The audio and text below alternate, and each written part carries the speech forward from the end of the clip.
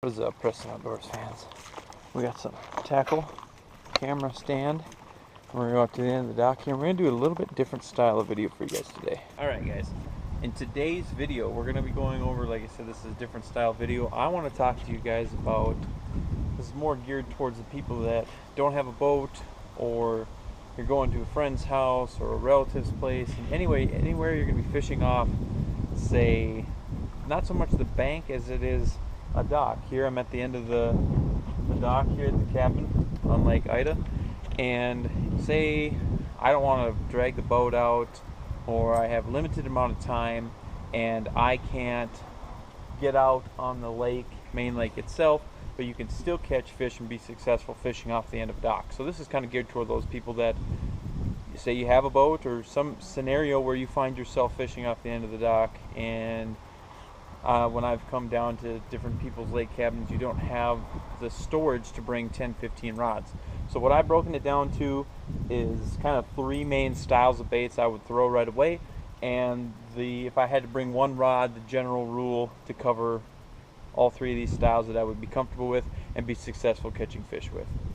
Now before I get into different techniques and lures and stuff like that, I want to talk about the rod that I would generally bring.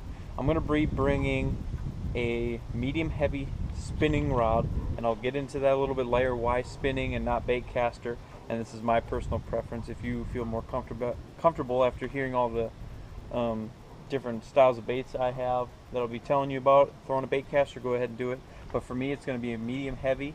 Today I'm going to be using the 7-1 medium heavy KastKing Perigee rod. I have this paired with 20-pound KastKing Super Braid, and then I have this on a 3000 series KastKing Kodiak spinning reel.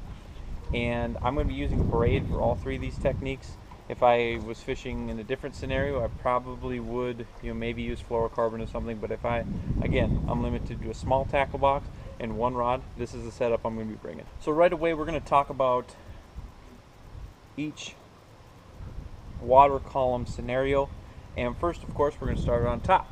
So we're going to start talking about topwater lures. Now I'm going to break it down into two different categories, and the goal of this is you're going to be able to take these techniques and these baits I talk about, and you're going to be able to bring one rod, and you're going to be able to bring one small tackle box, and be able to walk out to the end of the dock and be successful. First off, with topwater, I know some people have different docks. Some docks are around, you have huge amounts of submerged vegetation.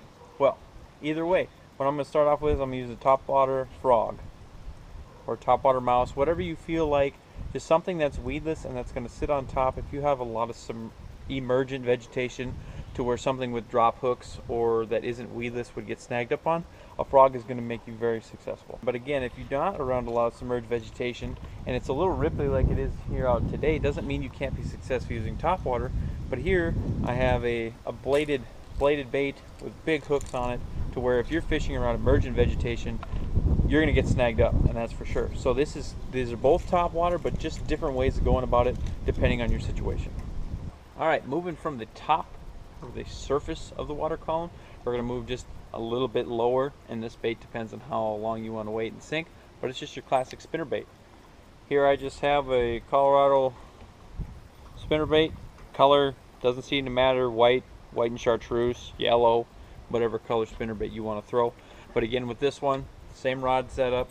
And some people ask, well, why is spinner bait not a chatterbait? Well, mostly for me, if we're fishing off docks, there's going to be some vegetation, and if not, most of the time you're going to be not as deep. Sometimes I like to fish a chatterbait a little bit deeper than a spinner bait.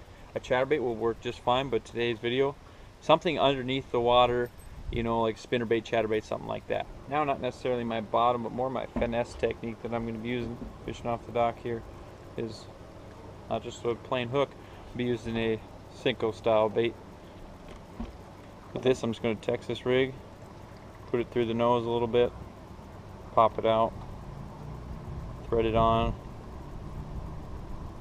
I'm going to skin hook the bait where you pop it up to the top all the way through.